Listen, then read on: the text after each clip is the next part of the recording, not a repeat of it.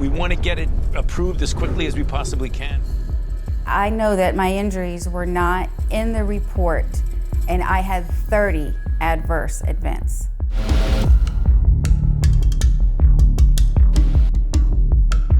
I trusted the government, I trusted the health agencies, I trusted the drug company, and I gave my body essentially to science. I didn't realize that that meant that if something were to go wrong, that I would be left for dead. The drug company was nowhere to be found. They were, poof, gone the second there was a problem.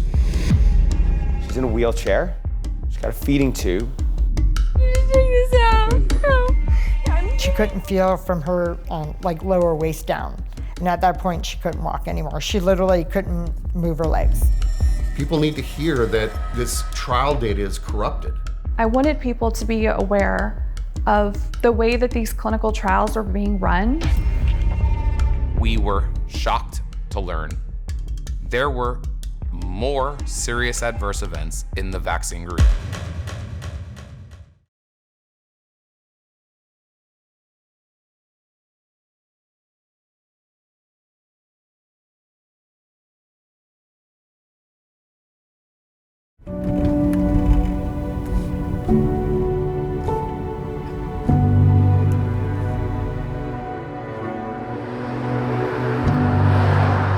In the face of a global pandemic, the race to develop a COVID-19 vaccine became the fastest in history. These vaccine trials were hailed as scientific triumphs, promising hope and protection. While billions trusted the results, critics have raised questions about the full story behind the trial data and the reports of health problems during the trials. This film explores the experiences of some trial participants, asking whether anything was overlooked and what that might mean for the institutions we trust to protect us. One more time, I'm gonna count to 5, and if you're not out of bed, you are getting grounded. Let's meet Maddie, a healthy and active 12-year-old who took part in the Pfizer COVID vaccine trials conducted by Cincinnati Children's Hospital. 2, 3.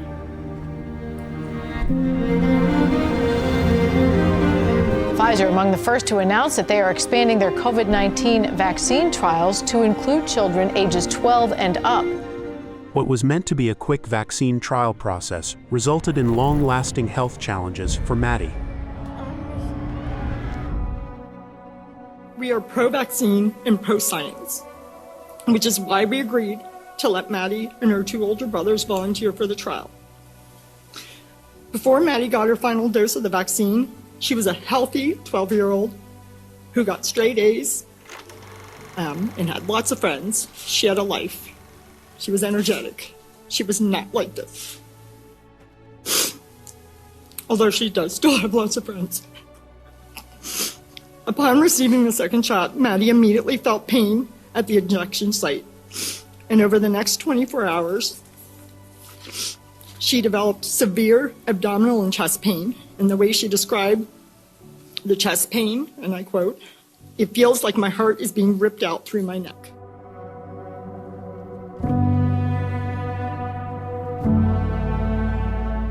Maddie's first dose was uneventful, with no problems. The very day Maddie received the second dose, she started to experience serious health problems. So she went to school, somehow made it through the day. I don't know how. Walked in the door. I was at work. My husband works from home. Dropped her backpack and looked like death by the time she walked right into my husband's office. My husband immediately called. There's a trial line number that you're supposed to call when it happens. So he called them and they're like, well, we need to contact the principal investigator. We'll call you right back. They called right back. In between that, he called me back and I hear her in the background, Mom, Mom, my heart feels like it's being ripped through my chest. Stephanie recalls that it started with scream-inducing abdominal pain, frequent fainting spells, multiple seizures a day, painful electric shocks in her spine and neck, and the sensation of pins and needles in her feet, which eventually led to the loss of feeling from her waist down. It started at the bottom, it started with tingling and it kept moving up her body, and it got to the point where the tingling stopped. but she couldn't feel from her like lower waist down. And at that point, she couldn't walk anymore. She literally couldn't move her legs.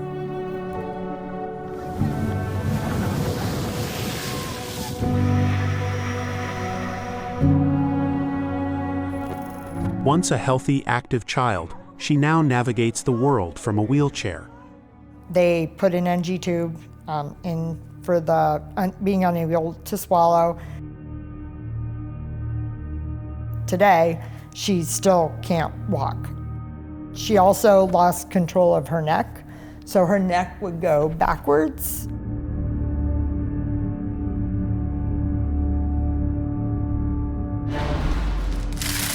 Maddie? Maddie. Emergency rooms and hospitals became her new normal. Hey, welcome back. I need to take this out. Okay. Help. Give me, please. The most difficult times were in the very beginning where she was in such severe pain. Like the severe pain eventually I wouldn't say better. She has like a constant pain that's her normal, but like the zapping and stuff eventually stopped. Developing this morning, one of the world's leading drug makers has hit the brakes on its coronavirus vaccine trial.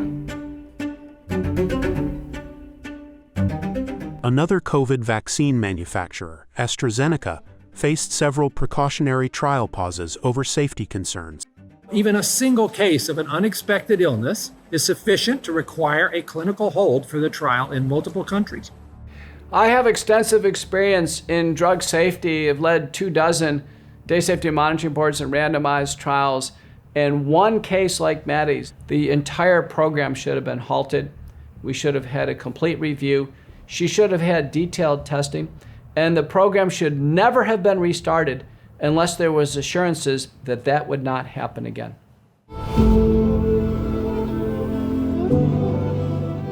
Maddie's case never led to a pause in the trial.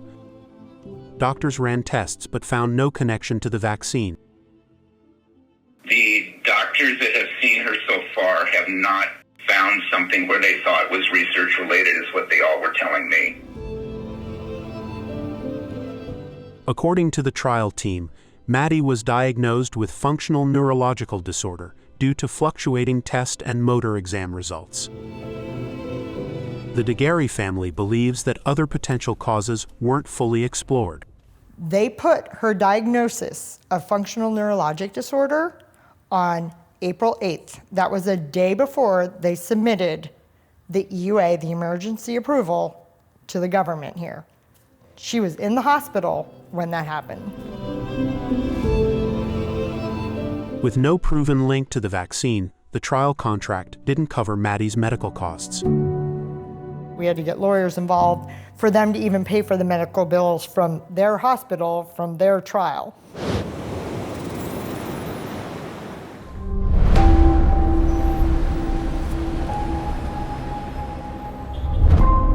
Aaron Series Practice is the largest non-governmental team that deals with vaccine injury claims. After carefully examining Maddie's case, Series' team is confident that her condition is related to the vaccine. This is not just anybody claiming they got an injury. This is one of the actual participants in the 12 to 15-year-old clinical trial who suffered a serious injury. In Maddie Daguerre's case, where we represent the Daguerre family, we've had an opportunity to look at all the records. There's over 50 folks at our firm, and there's 9 of them are exclusively involved in vaccine injury claims, including a number of medical professionals, lawyers, paralegals. They carefully and thoroughly reviewed Ms. Daguerre's medical records, and I could tell you that it's clear to us, it's clear as day, that Maddie's injuries are related to her COVID-19 vaccine. And I think any objective party, regulatory authority, pharmaceutical company reviewing it would reach the same conclusion. Did Pfizer include all of Maddie's symptoms in the documents they submitted for vaccine approval? Pfizer, based on the documentations we've obtained, reported Maddie's injury to the FDA as functional abdominal pain. He said she had a tummy ache. She's in a wheelchair. She's got a feeding tube. It's clearly related to getting the COVID-19 vaccine, and that's how Pfizer reported it. That's troubling in and of itself. The DeGarry family finally found a way forward when Maddie underwent nerve examinations at a private clinic, indicating nerve damage.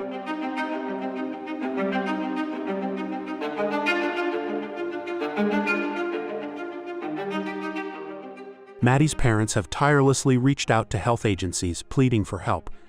Yet after 4 years, they still feel abandoned.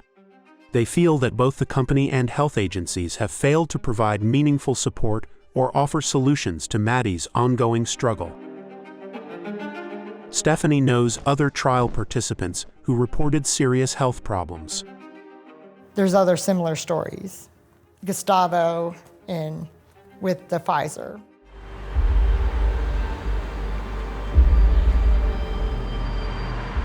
Augusto Ru, an Argentine lawyer who participated in the Pfizer vaccine trial, claims his heart inflammation and other health issues were not accurately documented. De que se reconoce que existieron estos efectos adversos, pero que no existió respuesta alguna por parte del equipo de investigación ni por parte de las autoridades estatales en la República Argentina. One of Germany's largest news organizations investigated and reported on his story. Pfizer maintains that in the cases of Augusto and Maddie, all trial events were properly reported and that no wrongdoing was found by regulators. Health authorities and regulators maintain that COVID-19 vaccines underwent rigorous safety evaluations and continue to show a strong safety profile in clinical trials and ongoing monitoring.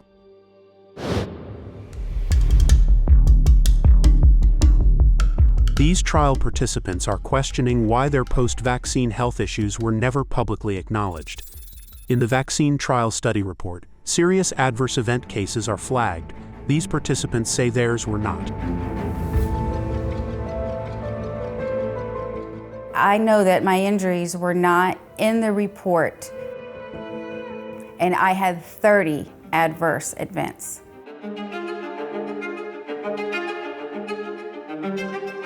Olivia Cameron participated in the vaccine clinical trials at the Coastal Carolina Research Center.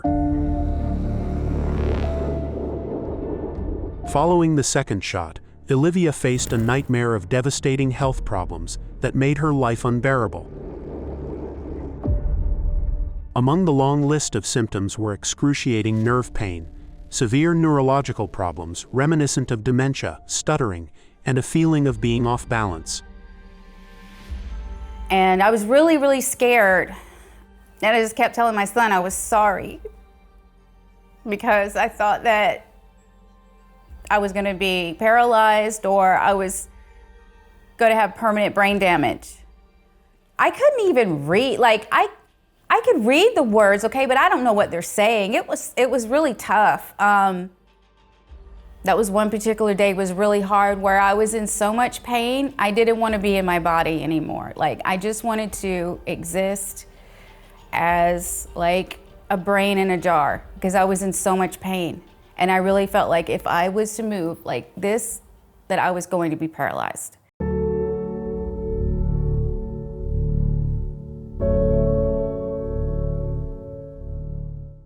There was so much inflammation from the shot that my muscles just locked up like this. Olivia's shoulder muscle, where she received the injection, suffered a severe injury. She endured a relentless shoulder cramp that caused damage to the muscle fibers, resulting in high-grade tears and unleashing a wave of pain that persisted for months on end. You know, it said in the contract, if you are injured as a result of the study drug, we will get you medical care, and they never got me any medical care. Olivia feels the vaccine manufacturer and research center should have responded swiftly with support and testing. Like in Maddie's case, Olivia felt abandoned. My insurance company finally provided the MRI. You know, it showed that I needed surgery. My shoulder surgeon said, yeah, you're definitely injured by the vaccine. He was the best surgeon in Charleston, South Carolina. And he could tell by the MRI and the way that it happened that it was definitely the vaccine that caused my shoulder damage. Olivia has documentation that includes a note from the surgeon stating adverse effect of the vaccine. With help from the Highwire team, Olivia recorded a conversation with the principal investigator at the trial site, who stated that she believes Olivia's shoulder injury is linked to the vaccine. I think your shoulder. Was I the only one who had like all these like adverse reactions and stuff from? You were by far the worst. I'm so sorry. Worse? Yeah. Do you think that what is wrong with me, all of these health problems, is a result of the vaccine or not? I think your shoulder.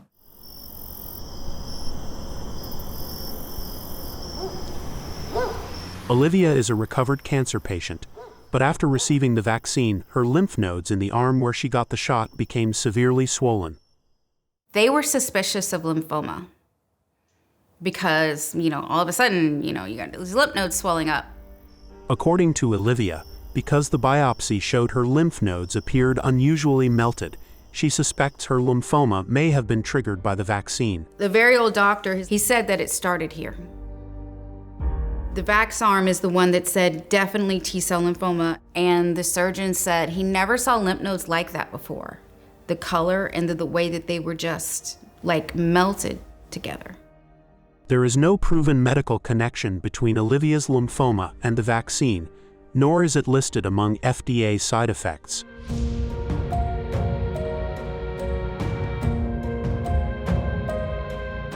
I'm not able to work.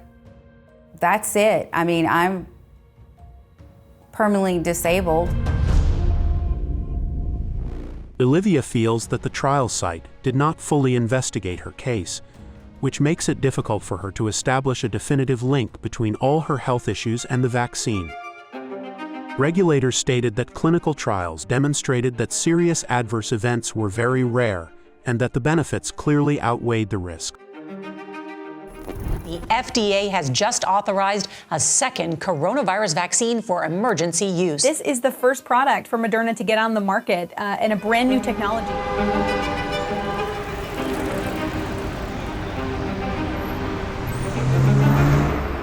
Although regulators have not suggested any foul play, trial participants suspect their stories could have jeopardized vaccine approval. As AstraZeneca's trial pauses caused worldwide concern and may have even influenced public trust.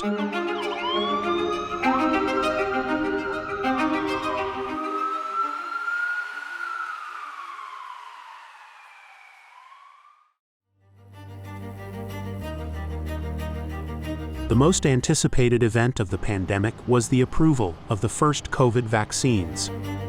Based on these trials, the vaccines were hailed as exceptionally safe and effective. This is one of the most studied vaccines in history. In the clinical trial, the side effects were usually mild and lasted for a day or so. The evidence convincingly shows that the benefits are greater than the risks. The COVID vaccine market has skyrocketed beyond the astounding $100 billion mark, establishing it as one of the most profitable pharma products in history. The race to develop a vaccine was not merely a noble quest to save the world. Moderna, and Pfizer and BioNTech won the race, and they did this on a for-profit basis. And they're going to reap billions of dollars in sales every year. These vaccines are going to be some of the biggest drugs of all time. Pfizer, BioNTech, Moderna, and AstraZeneca were the first ones out with a COVID vaccine, and they were awarded the biggest contracts. 100 million doses. We bought more vaccine. 200 million more doses of the Pfizer vaccine. More potential doses per Canadian than anywhere else. For every adult in the country. We're expecting an even larger shipment from Pfizer again. Moderna's stock surged nearly 20 times, while the company behind Pfizer's vaccine, BioNTech, witnessed its stock increase over 10 times. Some of the shareholders of these companies made a fortune. while the CEO of AstraZeneca was knighted. Company AstraZeneca has been honored with a knighthood.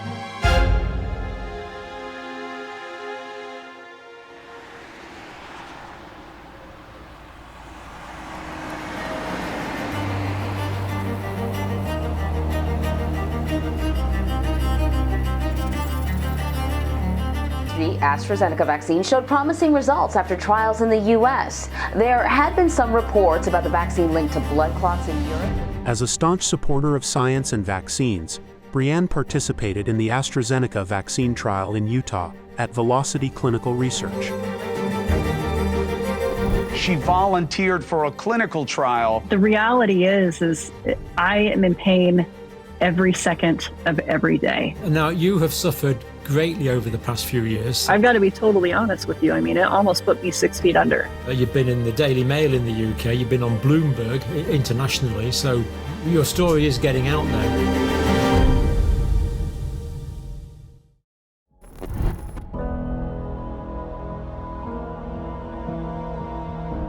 Before participating in the vaccine trial, Brianne Dressen led an active life as an outdoors enthusiast.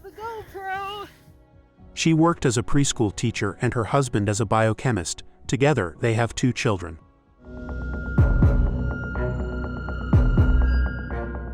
I gave my body essentially to science. I didn't realize that that meant that if something were to go wrong, that I would be left for dead. I did not realize, that there would be nobody held accountable if there was a problem. Over 4 years, Brianne has endured a long list of horrific health problems. Imagine a life where you are trapped in a state of excruciating pain and the nightmarish sensation of being constantly electrocuted. Existing like this has been an absolute nightmare. I hope that people understand that it is horrific, and it is something that I hope nobody ever has to experience. I would not wish this on my worst enemy. Brianne's health problems began just 1 hour after receiving the AstraZeneca vaccine and spiraled out of control with each passing day.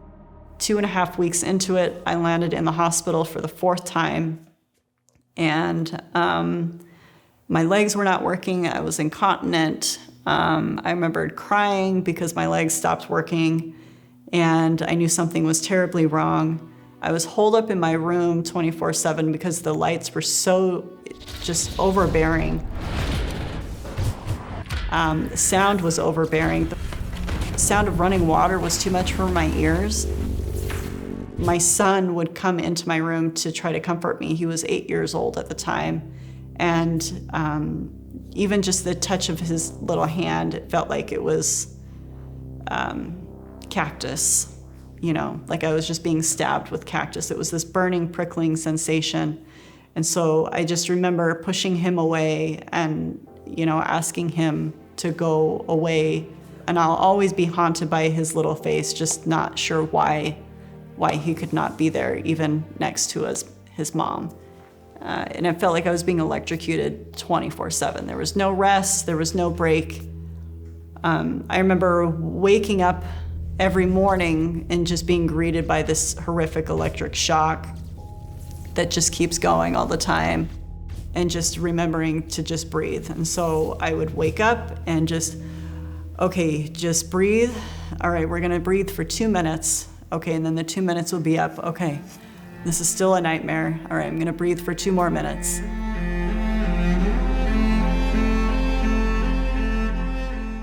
And there was no doctor that knew what was going on.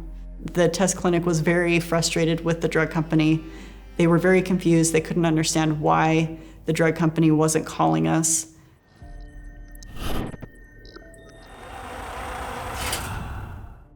I thought I was engaging in real science. I thought that if something were to go wrong, they would collect the adverse event data, and that information would then be used for the public and for scientists to learn how to, 1, treat issues, and 2, see if there's a way to prevent these issues from happening again.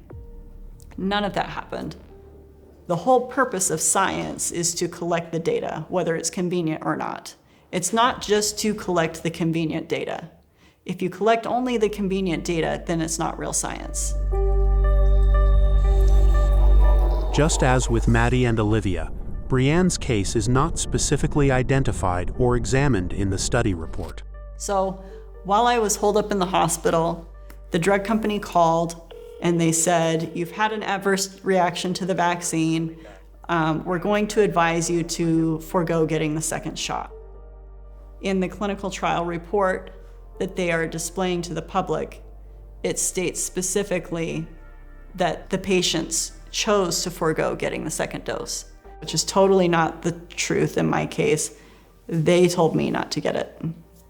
But that's the convenient loophole. If you didn't finish the series, then you don't have to follow the patients. We're just dropouts.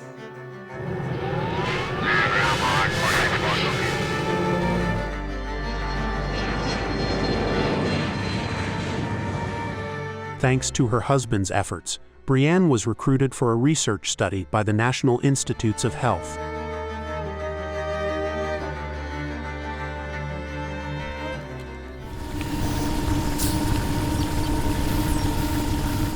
They flew me to the NIH in June of 2021. They did tests, they did treatments, they did full-on evaluations. They had a whole bunch of other treatment recommendations. They had concepts and theories behind what was going on. In the study conducted at the National Institutes of Health, they found evidence of nerve damage in patients who experienced serious neurological symptoms after receiving the COVID vaccine.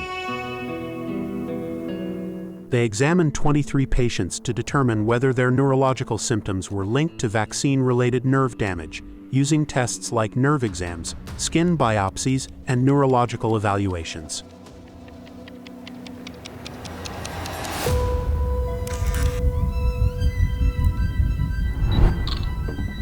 Brianne's test revealed abnormal EMG and small fiber neuropathy results, along with signs of autonomic dysfunction.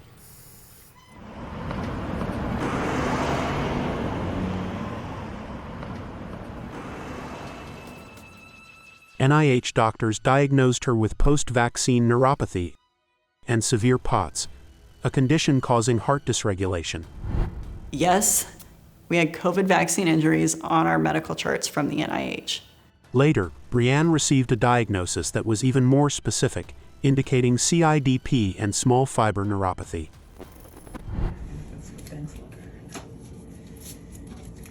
Maddie's exams also indicated signs of nerve damage and dysautonomia.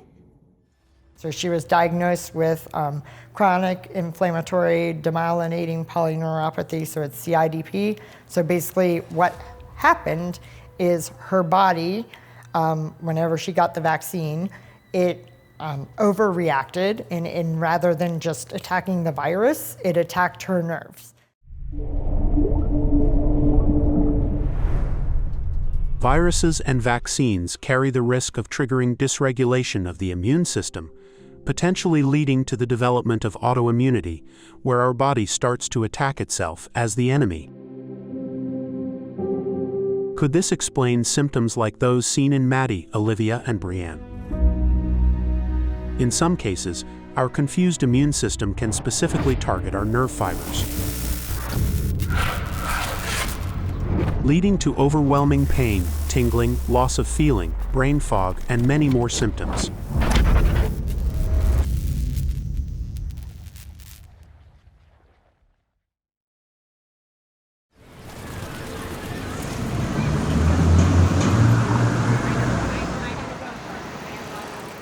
We've learned the FDA's top vaccine regulator, Dr. Peter Marks, has resigned. His sub-agency, it was the one in charge of handling, regulating vaccines for the entirety of the FDA. Dr. Peter Marks was the mastermind behind Operation Warp Speed, the largest vaccine project in history. Dr. Marks, come on out. Why should Americans trust these vaccines? Dr. Peter Marks, who was recently dismissed from his role, was one of the most influential figures in overseeing vaccine safety at the Food and Drug Administration. FDA staff members are like your family. The FDA is considered the gold standard regulator of medical products. FDA officials were impressed by the trial results, praising the vaccines as exceptionally safe and granting them emergency use authorization. The data provided by the sponsor have met the FDA's expectations. While regulators highlighted the vaccine's strong safety profile, scientists from prestigious universities called for greater transparency in the trials and the approval process. We have made this review process as transparent as possible.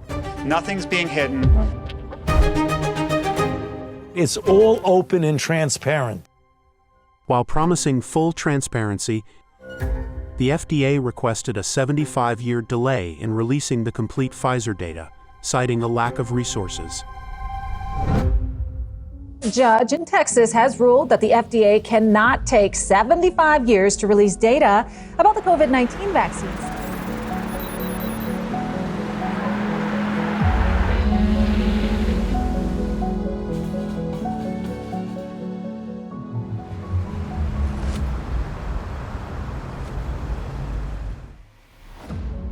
As scientists re-examined the trial data using a different approach than the FDA, they found what appeared to be a higher likelihood of potential side effects.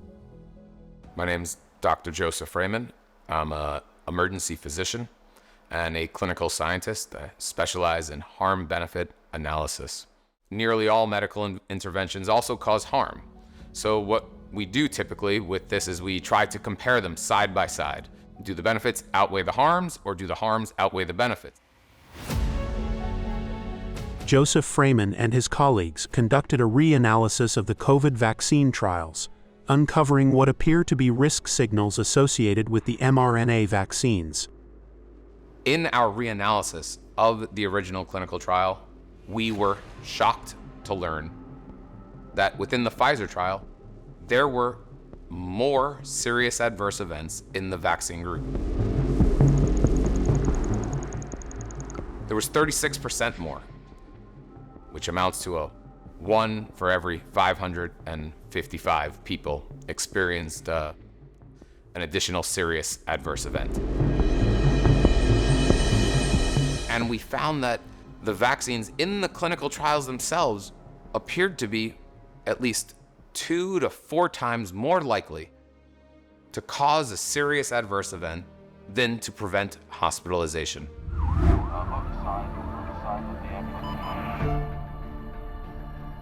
This was clearly a very concerning finding, and we reported this, we published this, and we were able to get this done in a peer-reviewed study, and it has been heavily cited.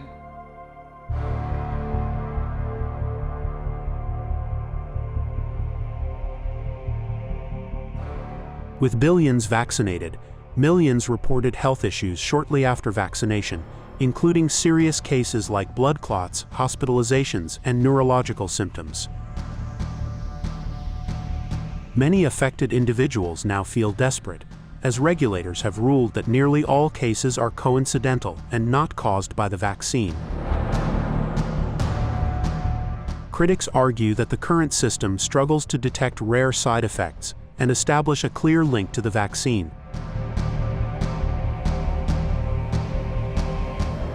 But our surveillance system really can only identify things like myocarditis.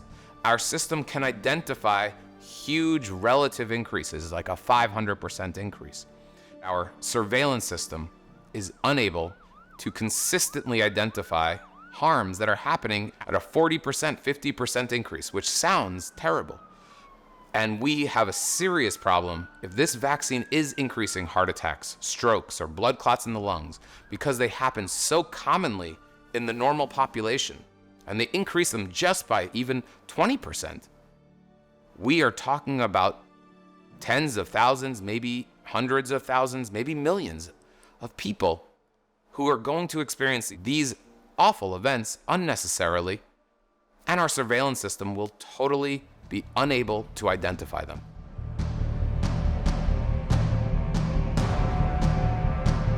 Large-scale studies have identified risk signals that need further investigation.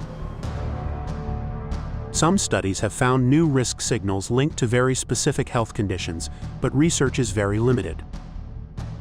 The largest COVID vaccine study to date was just released. 99 million people from around the world. They identified these very significant problems that were neurologic, cardiac, or hematologic issues. You wouldn't want to see these issues, right? Or you wouldn't expect to see these issues. And if you did, you'd want to see them at a low rate. There's tens of millions of people out there that are screaming from the rooftop saying that after they had the vaccine, they have suffered symptoms that have impaired their activities of daily living. The authors of these studies declare that the benefits outweigh the harms.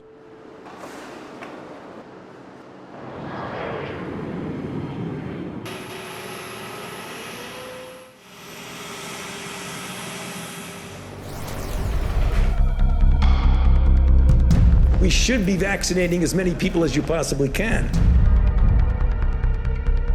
To everyone in the entire world.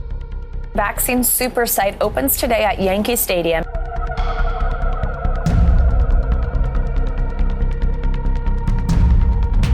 With over 70% of the world vaccinated, all the potential rare side effects could build up when vaccinating billions.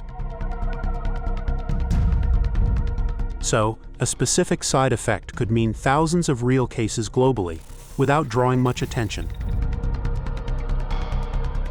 It's quite clear that what we saw in the original clinical trials was that not one single type of serious adverse event was what occurred. It was many different types, serious adverse events, each one incredibly rare. We could say 1 in 10,000, 1 in 20,000, 1 in 30,000 increase. But when you have many different types of serious adverse events happening at a very rare rate, when you consider all of them together, your chances of having any serious adverse event become much less rare.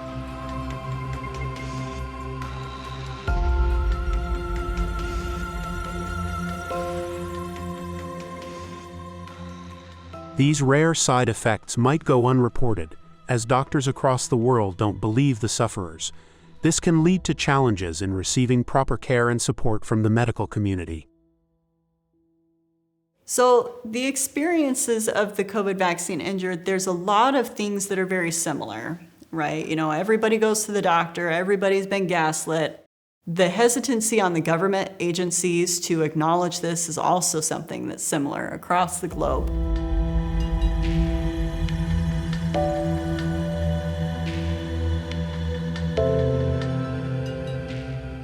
After vaccination, Joel developed spinal cord inflammation that left him disabled. Before the disability, he was a respected surgeon. Before my injury, I trusted my healthcare organizations. I trusted my federal agencies to do their job. And the FDA's mission, if you look at their website, is to protect the population from drugs and medical devices. The government wasn't helping anyone. So we realized that if anything was going to happen, we were going to have to do it ourselves. We needed to start a legal nonprofit so we could really take our negative reactions and change them into positive action. We needed to become far more than just sad stories. Brianne and Joel founded React 19, a science-based support group for over 39,000 sufferers, hoping the agency responsible for vaccine safety would be their lifeline. I'm happy to start. I'm Peter Marks, Director of the Center for Biologics Evaluation and Research. I've told Peter Marks to his face on a Zoom that he failed. Because the agencies have not done their job on our behalf, we have people that are permanently damaged. We struggle very diligently to try to understand safety signals. The calls with Dr. Marks have been pretty much of a joke or a farce. He listens. He says he'll get back to us. Okay, he never does. We email him with a set of questions, never get a response. It's just wrong. They're supposed to be proactive ones that are looking out and protecting us. These 30,000 seriously injured individuals in this one group, in just the United States, and there are countless people around the world in the same position, that there could be this cacophony of crying and suffering and pain in every corner of this country and other countries around the world, and our health authorities could simply ignore them and turn a blind eye to them. But recognizing that COVID-19 vaccines cause the harm to those individuals directly abuts the policies that these agencies are pushing. When it comes to pharmaceutical companies, all those injured people, they all stand in the way of billions of dollars of profits.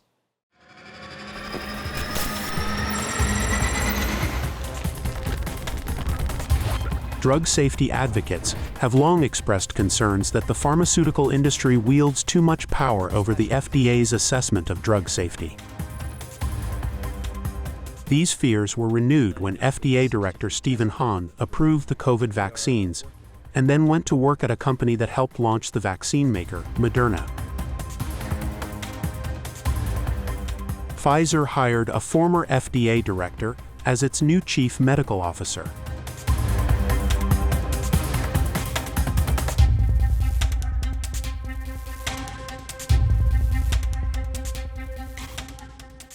And regulators, unfortunately, have started viewing themselves not as the ones who need to assure safety or oversee it, but more as partners with the industry and getting these products licensed, developed, and pushed out to the marketplace as soon as possible.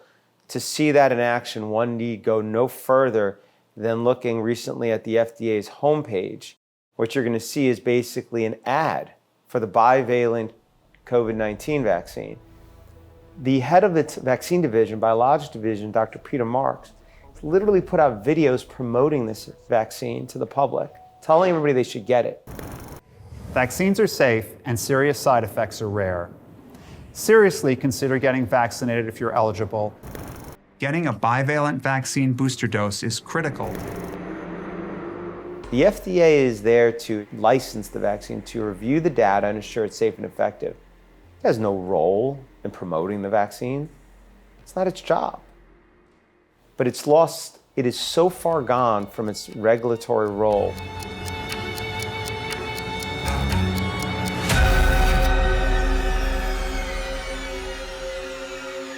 The process of the speed did not compromise at all safety.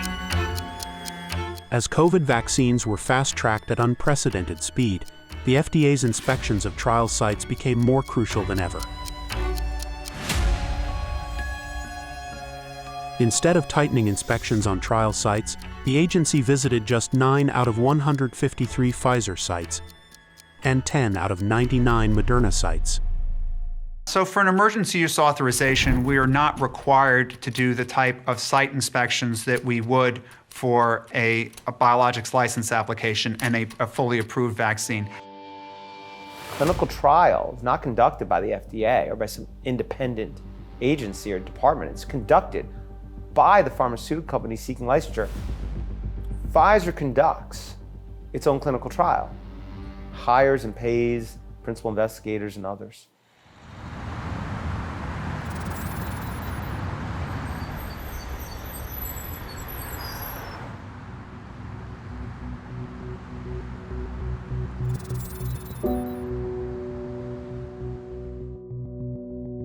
Brooke Jackson was a regional director for 2 of the Pfizer-BioNTech vaccine trial sites in Texas. I wanted people to be aware of the way that these clinical trials are being run. She became a whistleblower, and her allegations about problems at the trial sites were reported by the British Medical Journal, a respected medical publication. They knew that they were in trouble. I warned them multiple times, if the FDA were to ever walk into this clinic right now, my experience is that this clinical trial site would be closed for non-compliance, for violations of all the regulations that we're supposed to follow and potentially be investigated for criminal activity.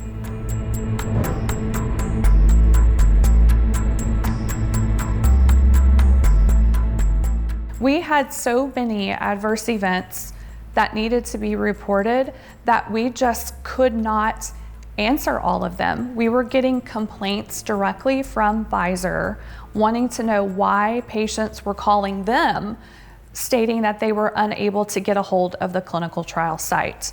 The mailboxes were full, and we were just continuing to be allowed by Pfizer to enroll patients even while they knew there were these types of problems going on. If they're pushing us, they have to be pushing elsewhere.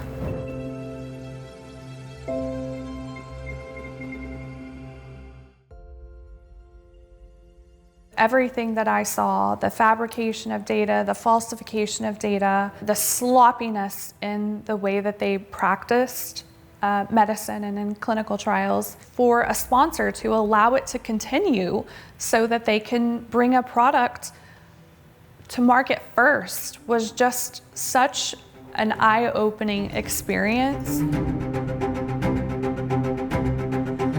Brooke Jackson felt the problems were ignored by her superiors. When she took her concerns directly to the FDA, she was fired from her job. The government declined to pursue her alleged fraud case against Pfizer, citing insufficient evidence. The FDA never contacted Brooke Jackson to conduct a detailed investigation. The FDA has never inspected Bentavia's clinical trial site. This is the body that oversees our food, our drugs, and our cosmetics. We can't even get the FDA to inspect a clinical trial site. What the hell are they there for?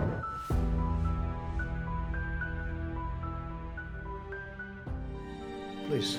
Thank you, Doug. Thank you, Mr. President.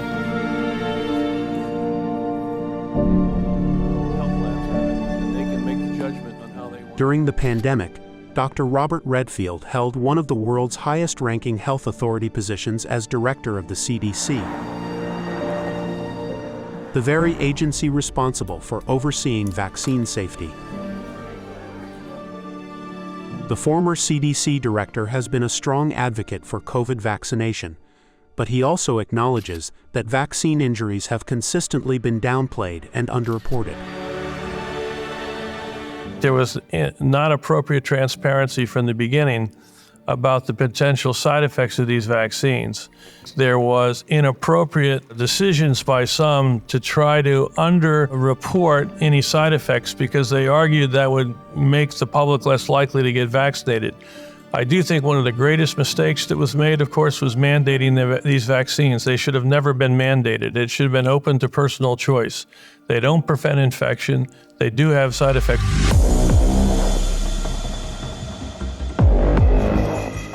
We have very good safety surveillance systems in place where we would be looking at safety events. And if we see something, FDA and CDC are both responsible for monitoring vaccine safety. After the COVID vaccine rollout, they witnessed in real time as their vaccine safety monitoring systems became overwhelmed by a flood of side effect reports.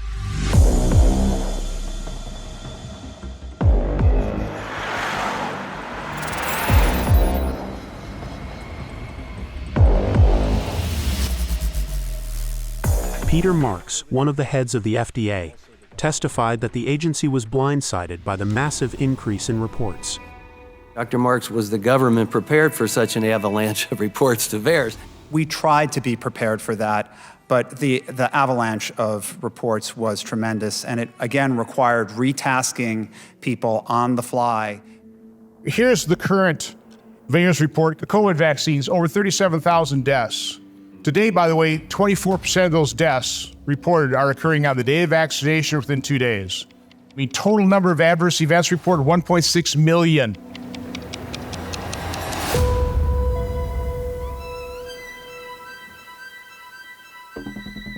While public VAERS reports are unverified, the FDA does not link a single one of the tens of thousands of death reports to the vaccine.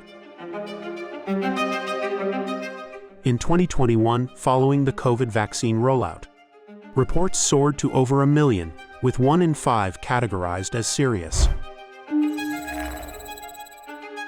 Despite the large number of reports, regulators and companies state that they have reviewed the data and found no serious safety concerns.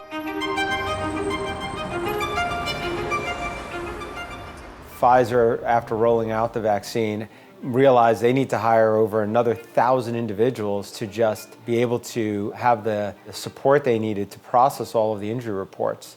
So that obviously was unexpected.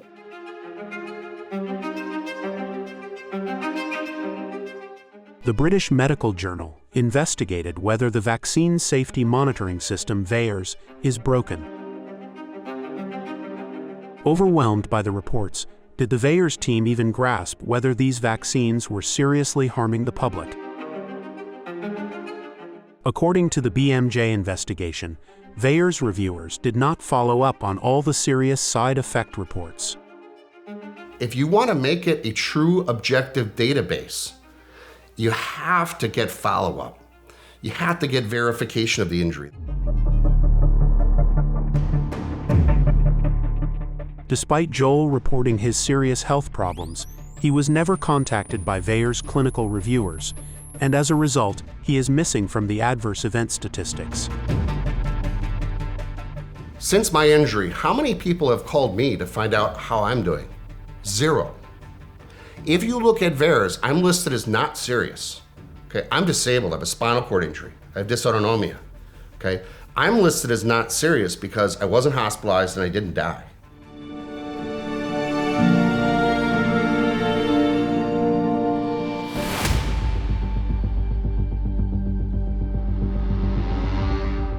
The FDA should release all of the safety data they have. I was very disappointed to hear that they were planning to hold on to that till 2026. That really creates a sense of total lack of trust.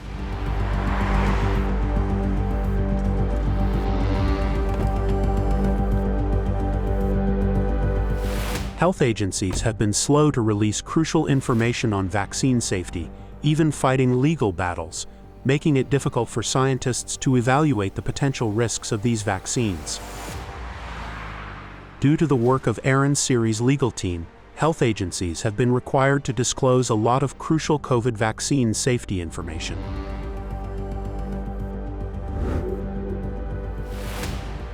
For instance, data collected by the largest vaccine safety monitoring app revealed that thousands of users reported health issues.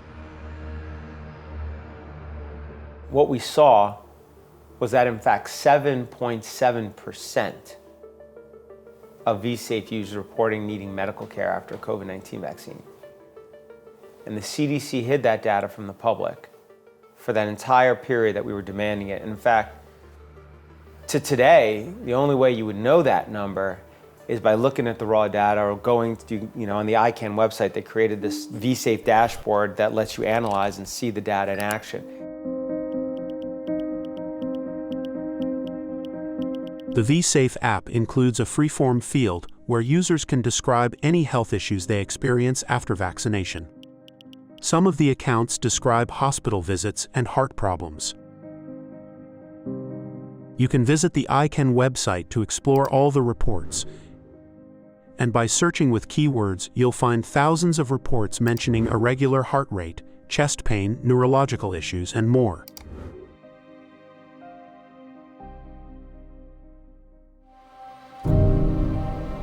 We are seeing serious problems with this vaccine, and its benefits are looking worse every day. We should not be continuing to give this vaccine without new trials that demonstrate that its benefit is outweighing its harm, and these need to be well-done trials. Therefore, with that, I ask that the vaccine be withdrawn until such trials are done.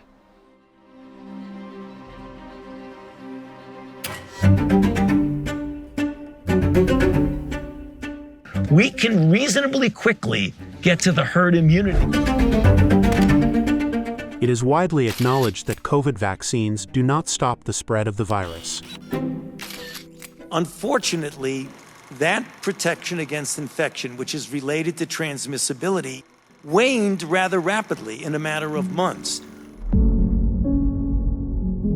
Due to reduced protection against transmission, many countries now recommend boosters only for at-risk groups, not the general population.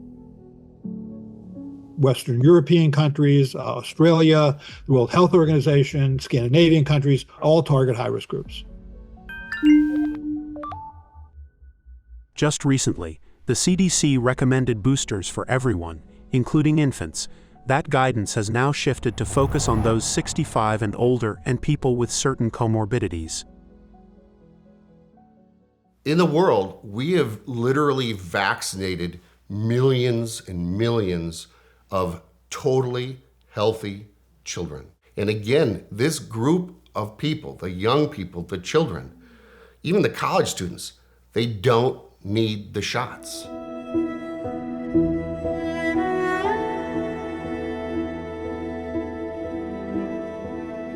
I can assure you COVID-19 was a very serious disease.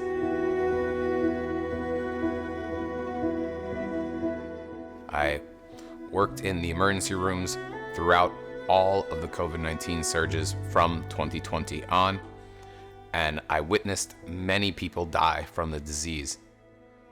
Of the people who I saw who were seriously ill with the disease, every single one of them was either elderly and frail with multiple comorbidities, or there were some younger individuals in their 30s and 40s who I did witness become seriously ill, and some die who were severely obese. However, I did not personally witness a single healthy adult or child ever become seriously ill.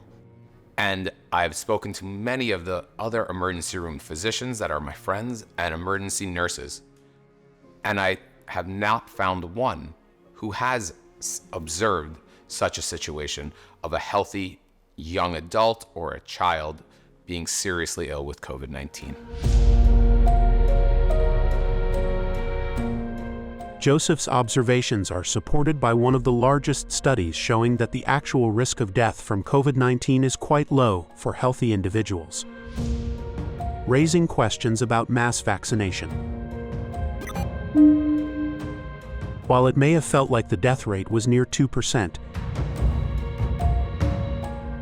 it was 0.5% for those aged 60 to 69, and the risk for those under 19, it was incredibly low, just 0.0003%.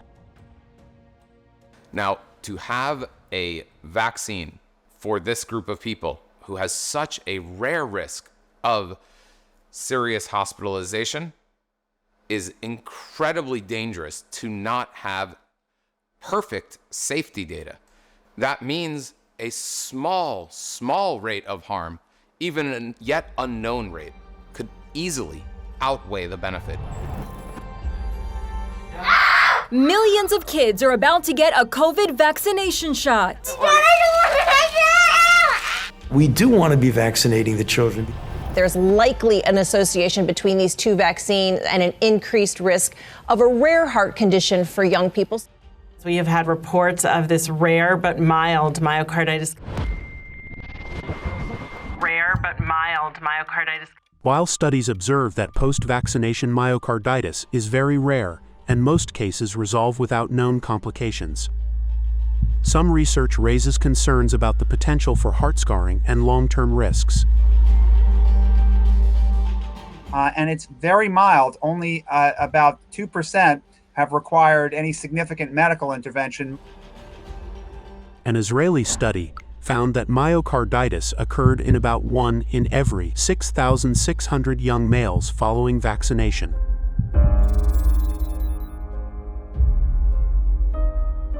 A large-scale Scandinavian study reported the rate of heart inflammation post-vaccination to be 1 case per 5,400.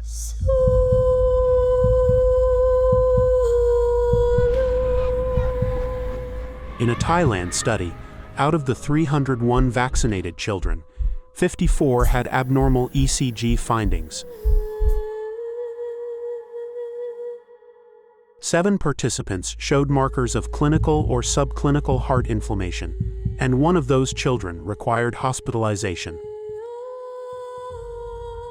They found the risk of myocarditis to be 2%, 1 in 50. Well, that's alarming. Are these discussions going on in the doctor's office when someone brings their child in? These children were found to have elevated levels of something called troponin in their blood. Now, they didn't feel anything necessarily, but heart damage, even they didn't feel that day, is something that in the next 20 to 30 years or 1 year could lead to them having a sudden cardiac death. In 30, 40 years as they get older, it could lead to them having heart failure earlier than they would have normally. There are considerable risks to not getting your child vaccinated.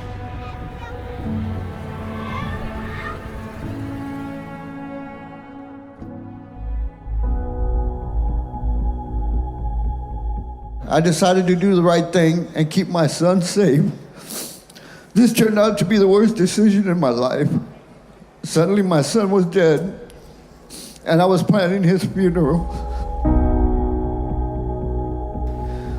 Junior's autopsy showed that he had myocarditis. Junior was a healthy boy. I know nothing will bring Junior back, but I miss him every day. My pain is unbearable. The only thing I can do now is try to help others.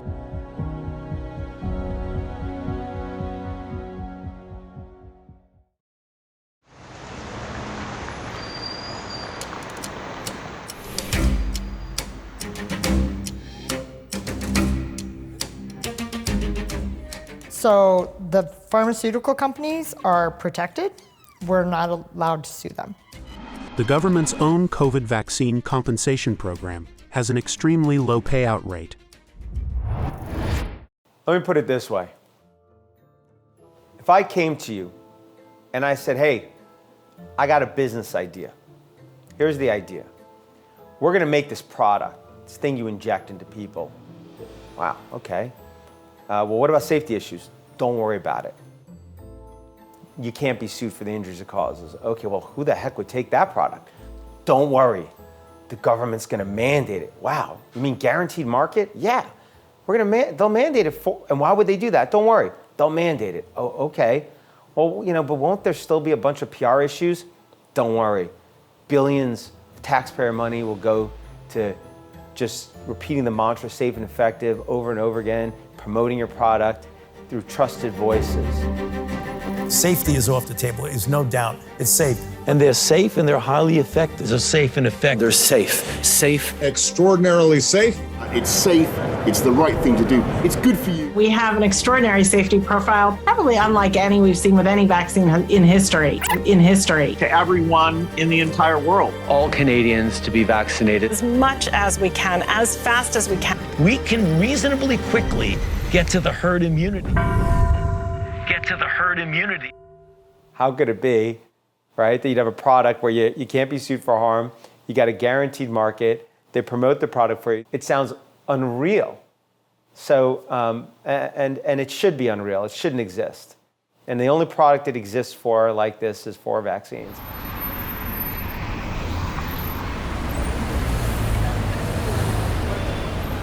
Kansas is suing Pfizer over how it marketed its COVID-19 vaccine. 5 states, including Kansas and Texas, have filed lawsuits claiming that Pfizer made false promises about the vaccine's protection and failed to fully disclose potential risks. The Kansas Attorney General is now suing Pfizer for what he says are misleading claims the company made about its COVID-19 vaccine. Chris Kobach accuses the pharmaceutical company of lying when it called its vaccine safe and effective.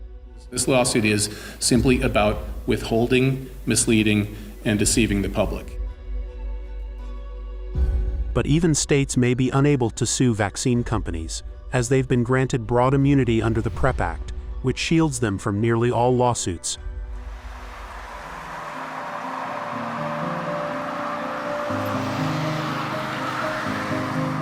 this film presents a perspective on vaccine safety and injury claims. Health agencies and vaccine manufacturers continue to monitor safety data and have not identified any serious risks. Regulatory bodies around the world remain confident in the safety of these vaccines and have not made any allegations against manufacturers. Viewers are encouraged to consult their doctors and seek information from a range of reliable sources.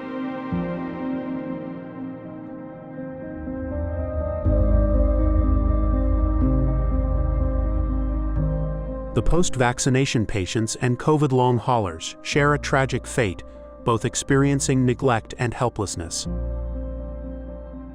Millions are being impacted by long COVID. There are times where my muscles and joints hurt so much. The solution for helping sufferers is more in-person research with those affected, like the study Brianne participated in. A 4-year, $1 billion government study has been launched, hoping to determine why so-called long haulers are still suffering. Yet, there has been very limited research funding from the NIH for post-vaccination issues. There is no money being funneled in from the NIH or any of these other major places where research dollars come from to be attributed to COVID vaccine injuries. Why is that? Why isn't anyone thinking that that's a strange thing? So I won't stop the fight for you.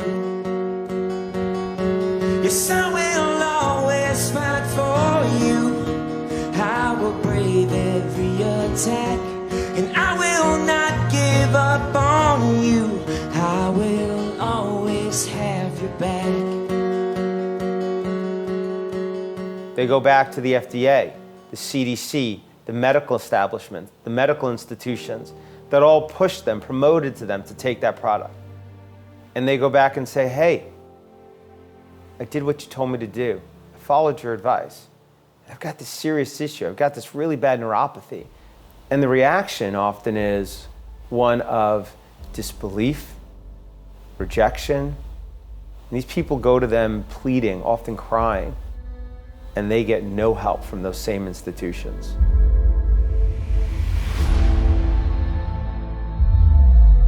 If there is something that goes wrong, you are on your own. The government isn't going to help you. The drug companies aren't going to help you. Your doctors are not going to have any idea what to do with you.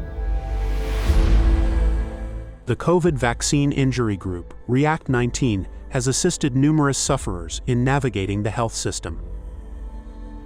We were able to find a doctor because of React 19, and that's how Maddie was able to see a doctor that was able to do the right tests and gave her the correct diagnosis, so she was able to get the correct treatments. React 19 also provides financial support to cover medical expenses for injured individuals who are often bankrupt due to their medical condition. We deal with people that are financially devastated all the time. That's why one of the 3 pillars of our organization is our care fund, which gives grants to up to $10,000 for people for uncovered medical expenses. But I can't tell you how many times my heart has been broken. I look at every application that comes in for our care fund. We look at their finances, and it's typically, retirement account 0, savings 0. We have people that are living in their car. They couldn't pay their rent, they couldn't pay their mortgage. React 19 relies on donations to provide support for the injured, work towards solutions, and address costly legal battles.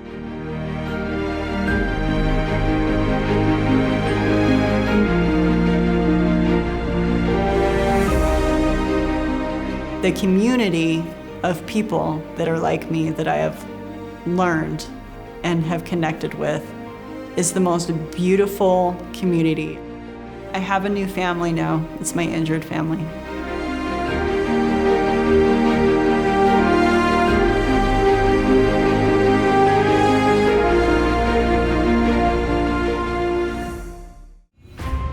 If this film matters to you, Please share it and help start the conversation.